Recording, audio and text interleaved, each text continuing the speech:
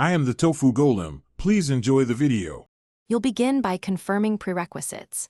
Make sure you can receive the current two-step codes via SMS or your authenticator app and that you know your PSN password.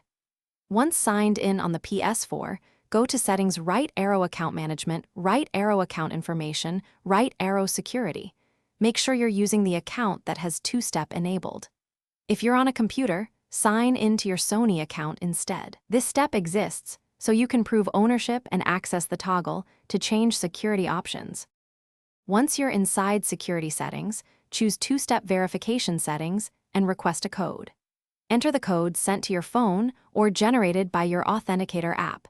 This proves you control the second factor. Then select Disable Two-Step Verification and follow prompts to confirm with your PlayStation Network password.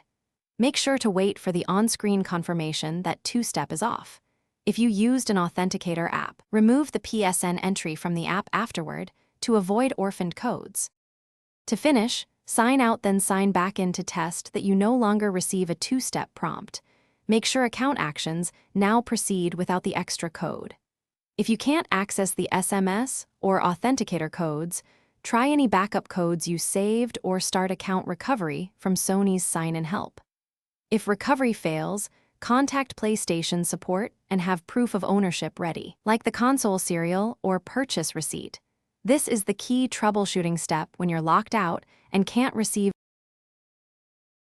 Thanks for watching. Consider subscribing if we helped you today.